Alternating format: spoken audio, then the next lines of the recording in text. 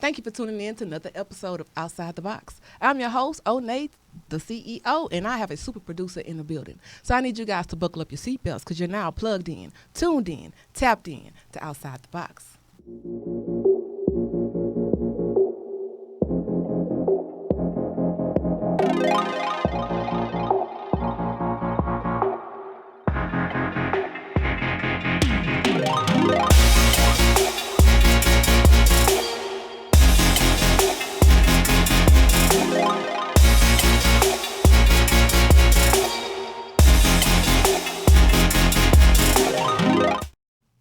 And welcome back. Now, the super producer that I have in the building, he is certified gold. He's had over 120 million collective streams. He's part of iTunes top 10 producers, and he's on the Billboard 200 charts. Without further ado, I want you to guys give it up for Bigg Cuz. Now, thank you for coming to the round table with me and letting me get all in your business. Thanks for having me. Man, so I know who you are, and I know I gave you this introduction that kind of gave people a snippet of who you are, but can you tell us a little bit more about yourself and what all you do? For sure. I'm an engineer, producer. I'm from Chicago. I relocated down here to Houston like 12 years ago, and I've just been rocking out here since. Okay. You know. So from the Shottaz, so how was that transition coming, from Chicago? Ooh, it was tough. Now, were you already into music or producing prior to the move, or was that something you found once you relocated? I was, but back when I first got into music, I was a rapper. Mm-hmm. So like that's what I was like mainly focusing on. I did beats, but I really was like trying to be a rapper. Mm-hmm. And just eventually I like got in my head I was kind of whack as a rapper, so I focused on production and just wrong engineering. Yeah, focus on what you're good at.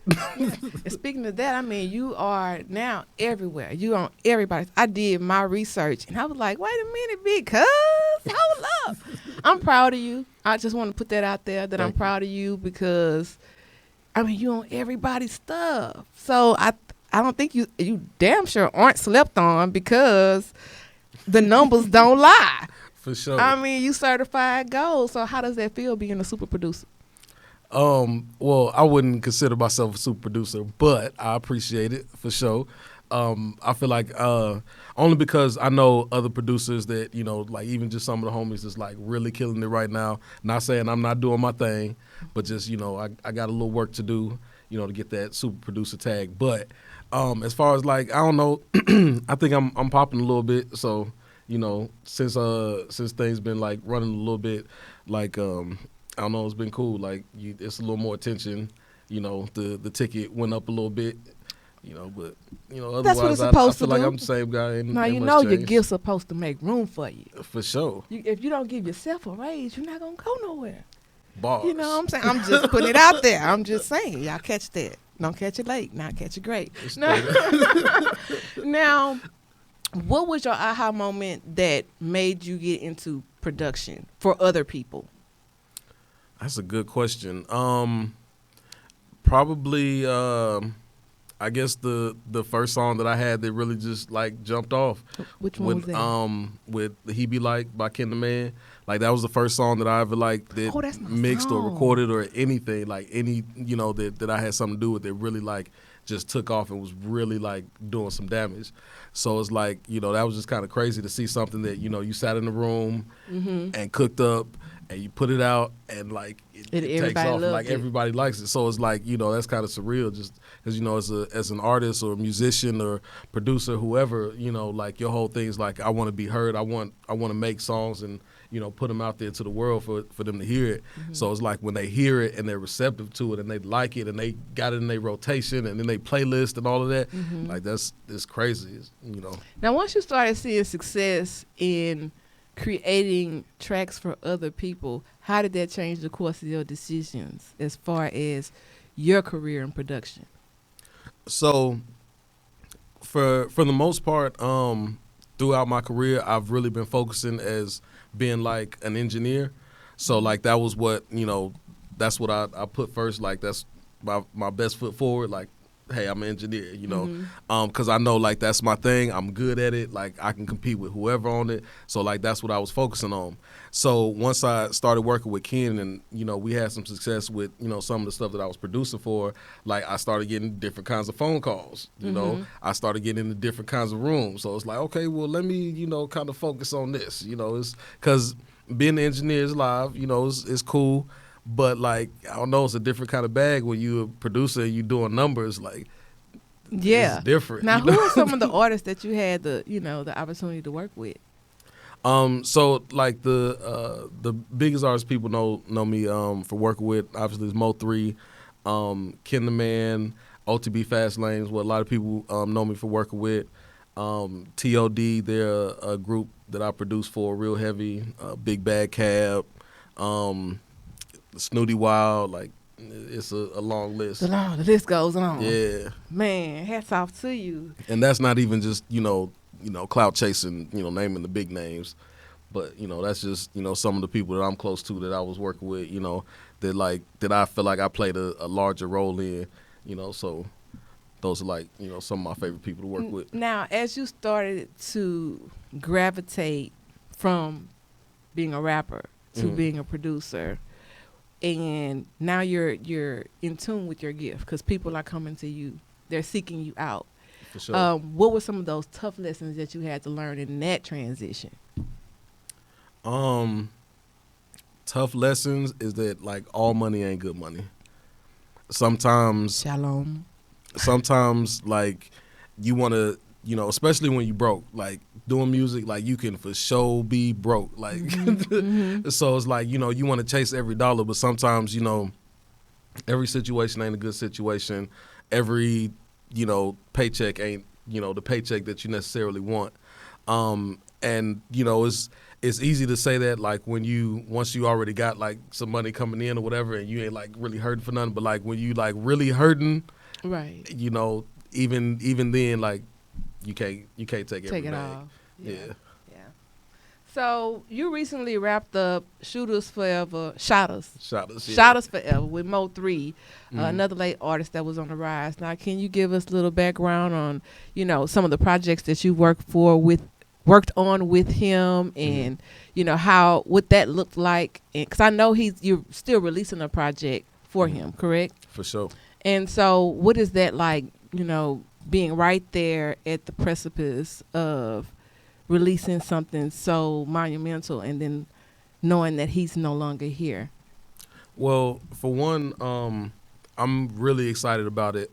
The project was actually like ready before he died. Like the day that he died, I just finished it and I was going to submit it to the label. Like, so it was ready to go, like done, So, for me, it's just like, I'm excited about it because like I want to see like him like complete his vision for what he had for the project.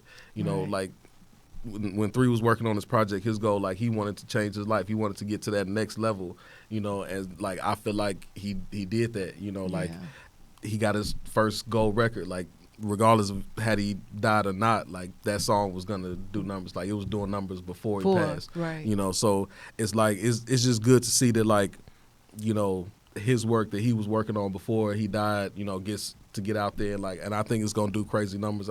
I feel like it's his best project to date, and I feel like the numbers are gonna show that. What a way to leave a legacy. Exactly. I want to see the homie go out right, Now, like I said, I did my research, so I saw that you had over 120 million collective streams just in 2020. And so how did that feel when those numbers started? Like, they got to be surreal. So what was that like? The numbers are crazy. And it's like the first time, like when stuff was, like I said, when I did He Be Like, and seeing like those numbers jump and it doing over 1 million streams and everything, like that's kind of crazy.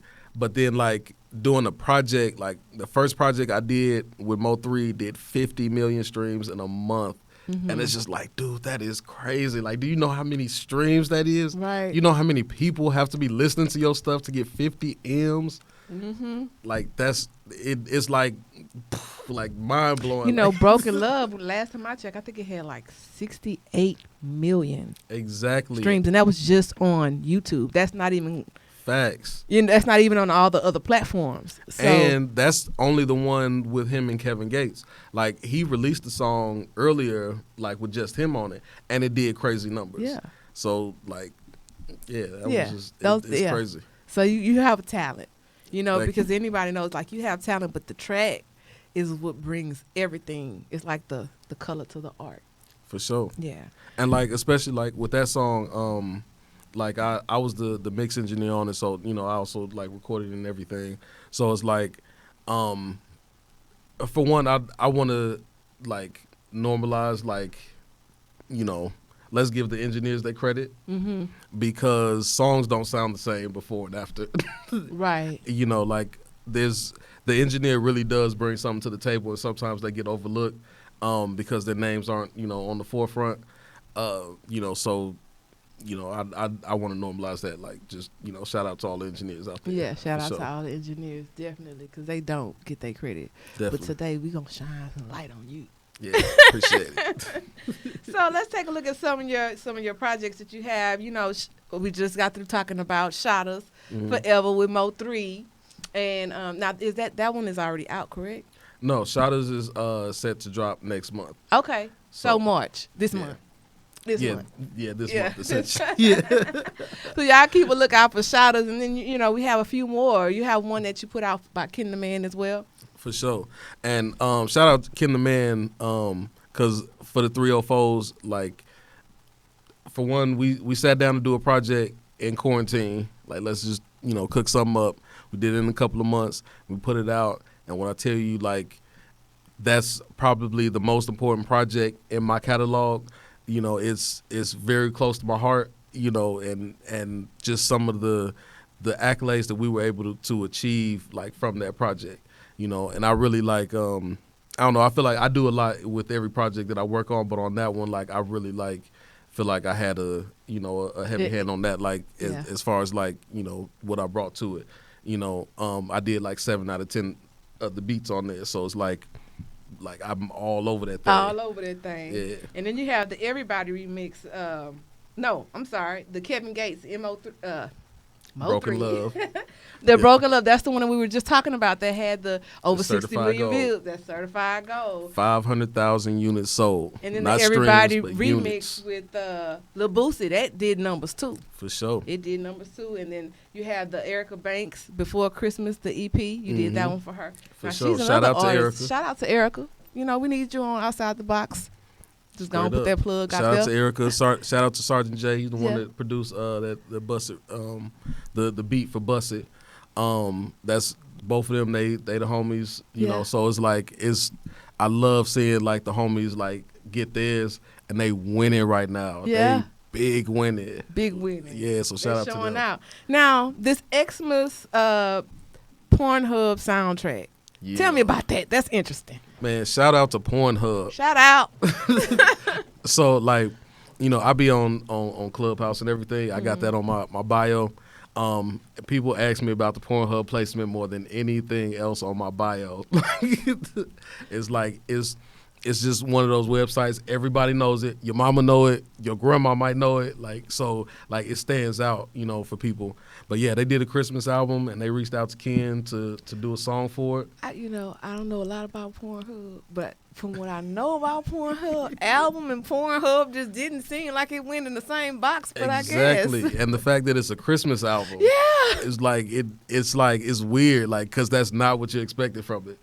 Shout out. I might have to go check it out just to hear the track, you know? Straight up. Shout out to Pornhub though, because like the people that are on this project, like it's Young and May, Sukiana, ASAP Ferg, like it's some big boys on there, you know. So like for them to reach out to Ken and like ask her to do the song, like that was crazy. That was dope. Yeah. Shout out to KenTheMan. And the song is hard. Like I put my foot in that beat. I ain't gonna lie. Like yeah. I'm listening to you and I'm like, man, you got some. You really, appreciate it. You really are a bright star in the dark room. So, yeah, I appreciate you for coming on the show. Now, what can we look out for from Bigg Cuz? You got any other projects you whipping up in the lab right now? So of course, Shottaz Forever, like I said, it's dropping this month. You know, we want to see the homie go out right. Long live Mo3. I got a project. Me and Ken have been back in the lab, so we got a project coming out. That's gonna be huge. Like we got the first single for it already. It's gonna go dumb. Let's it's gonna talk be about everywhere. it. Yeah. I got a project with T.O.D. Y'all check them out. They're a group that I work with. They're super dope. They do. B King said that their genre is ratchet Disney. Okay. So it's like they do really pretty R&B, and I do really ratchet rap, and we meet somewhere in the middle. It's freaking awesome. It's great. And then you know, make sure y'all check out Kab. That's actually out already. Vocab 3. That's out everywhere right now. I produced 90% of that project, and you know, if you know Kab, like he bringing bars all day, every day. It's stupid hard. So y'all check that one out. Dope. And so for those that actually want to stay in contact with you, they can catch up with you on your Instagram page. Am I correct? On the IG. Yeah, so y'all can find him at Bigg Cuz Beats. Hey, and I'm going to say this. The phone number on there, that is my manager. Shout out to Indy. Independence. Y'all don't call it Indy. But yeah, y'all hit her up if you ain't got my phone number already. Okay. And I want to remind our viewers, while you're watching, we are on multiple platforms. You can also find us on YouTube, Google Play, Google Podcasts, iHeartRadio, iTunes, Hip Hop Streets live stream music app, SoundCloud, Spotify, Spreaker, Stitcher, and A-Star TV. I want to thank you guys for tuning in to our segment. Make sure that you stay plugged in, tuned in, tapped in. Catch us the same place, the same time next week.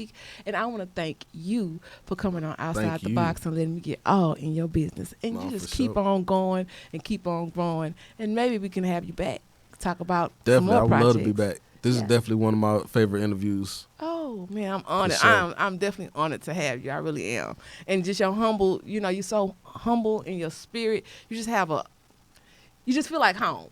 So, you know what I'm saying? So I could see why artists can sit in the studio with you and y'all can cook up something because you're organic. So just keep on being who you are. Don't let nobody take advantage of you. Make sure you keep on securing that bag. Yeah. And I'm going to see you at the top if I don't get up there with you. Hey, yeah, so I want to thank you guys again, and we'll see you same time, same place next week, and you are Outside the Box.